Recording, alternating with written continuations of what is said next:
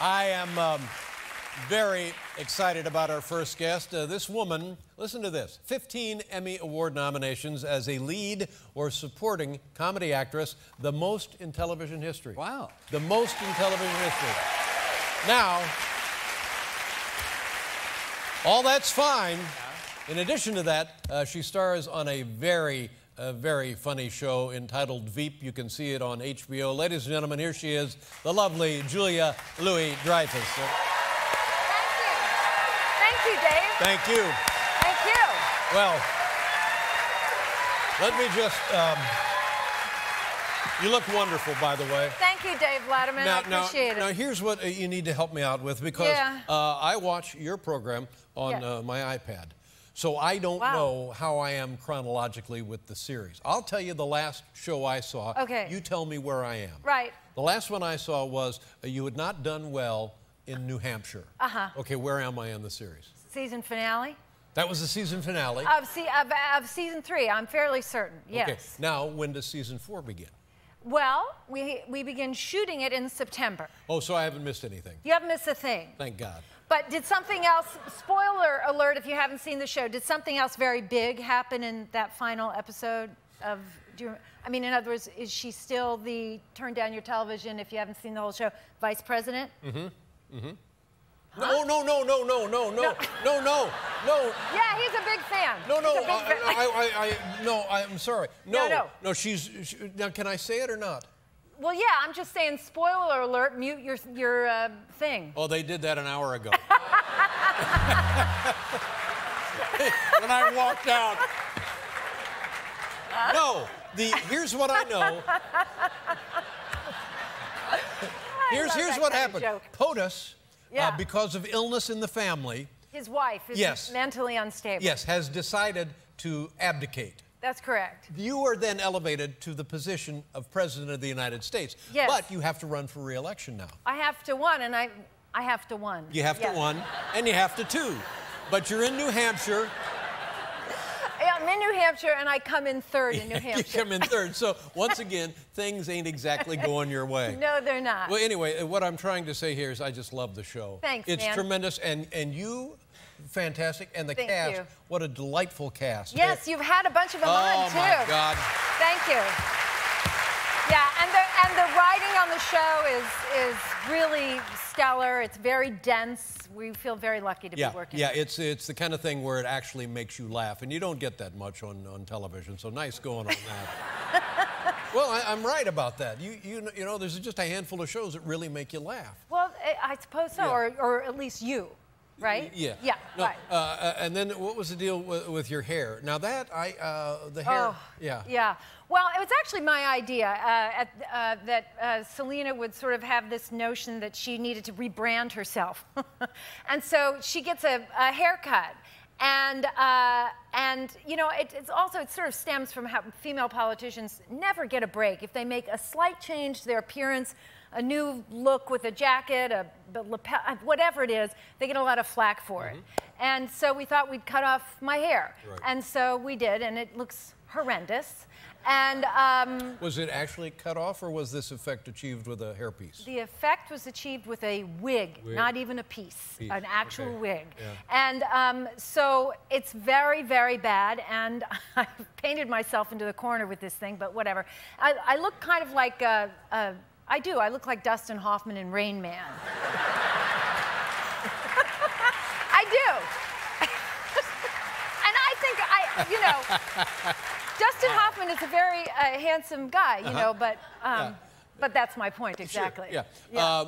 Reaction to the change? Well, the reaction has been what we would expect, which is, you know, I look grotesque, and so. I had this one experience that was very unfortunate when we were shooting one of the final episodes, and I had this haircut, and I was looking particularly awful because I was wearing a green fatigue jacket and jeans and big boots. You know, I was campaigning, trying to become one of the people or something, you know. And it was in between takes, and I really had to use the restroom. So I excused myself from the set, and I went running to the ladies' room. We were shooting in a kind of a deserted mall in the middle of Maryland somewhere. And I went running in, and I saw there was somebody else also in the restroom, you know, their stalls. And so I went to the stall next to where this person was, and I closed the door, and I noticed, oh, wow, that lady has huge feet, my God. And so, I take, you know, I start to go pee, and I sort of look, and then I kind of go like this, and wait a minute, where'd she go? And then I went, and this man was peering down at me over the thing, and I yes, I know, but just listen. And so I scream, I go, ah, what are you doing? And I go, you know, pulling up my clothes and running out, and I sort of screaming like, what are you doing? What are you doing? And I said, what are you doing in the ladies' restroom? And he goes, dude, what are you doing in the ladies' restroom? Ow. And yeah, it was bad. And never a good thing. There's no way that can be a good thing. No, there's no scenario that you can somehow interpret that. Or anyway, so it was bad. Yeah. It was not good. I didn't feel good about myself. You know, we're talking about Seinfeld. It started 25 years ago. Can you believe that? No, I can't believe that. Everybody's talking. Thank you. But honestly, I cannot believe it was 25 years ago. It's like, what the hell? In 10 minutes, we're all going to be dead. Well, that's it. In the blink of an eye.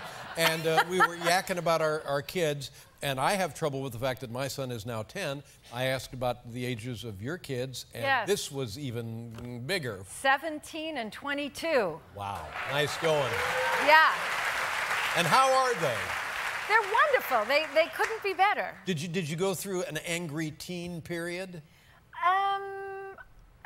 You know, I didn't really. I mean, touch wood, we still have a teenager, so it could blow up in our faces. Yeah. It could get bad any second, I suppose. But no, they're pretty amenable people and nice company, and I rather enjoy the children. And well, good. And do they love the idea that mom is famous and known everywhere? You know, that's a good question. I've never asked them that question, and that will be the subject of our dinner table conversation. I asked this question of an adult whose parents are very well known. Yes. And I said, wow, it must be really cool that your parent is so-and-so. And the kid said to me, it sucks. Oh, that's great. Okay, well. I'm just saying, it could go either way. It could go either way, yeah. I mean, I suppose because so. From where I was sitting, it looked like this would be fantastic. Right, right. Well, let's dwell on the negative then. Yeah, I suppose. 4-time Emmy Award winner. Yeah. For how many different shows? How many different shows did you win for? 3. That's crazy. Yeah.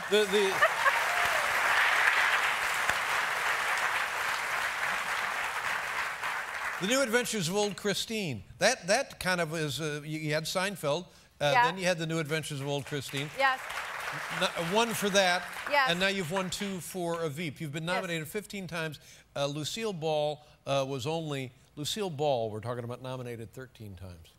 Oh, wow. Well, that doesn't seem right. That seems very strange. It kind of does. Yeah, it does. All right. Oh, you know what? And maybe this has been yacked about to death. What? The cover of Rolling Stone. Oh, yeah. Oh, man. This is in April. Take a look at this photo right here. Look at this. Yeah. Yeah. Well, let me tell you something about that cover. That was, there's a story behind this that came out of it because there's a story behind this. I got this, they had to stencil this on my back, you know, it took a really long time. It wasn't photoshopped or anything. And, so that means somebody is actually inking over a stencil of the Constitution? Is that the preamble to the Constitution? Yes, sir, yes. And so, and then, you know, we got the John Hancock and so on, and it took about an hour, 45 minutes to get it done. And so,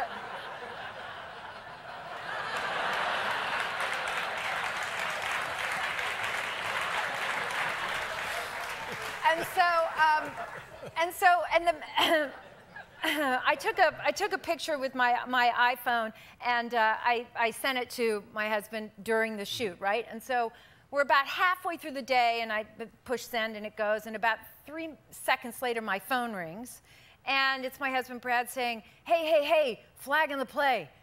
John Hancock didn't sign the Constitution. Let's see it again. This is fantastic. Yeah. I love this. Yeah. Oh, my. How about that? How about those dimples? He signed the Declaration.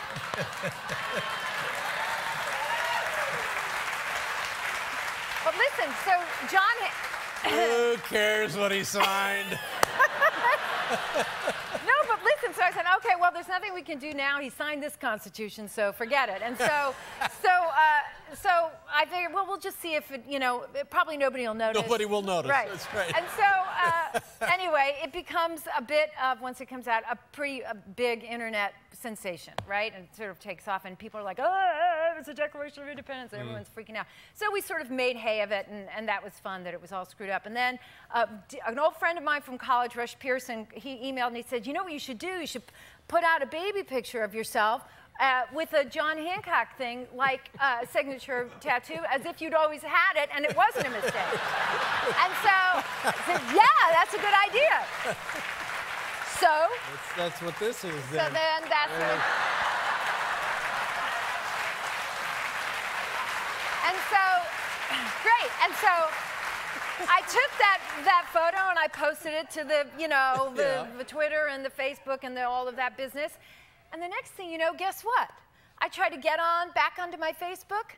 Bam, bam, bam. Yeah, no. Insensitive material, inappropriate, blah, blah, blah, blah, blah. And I'm like, what?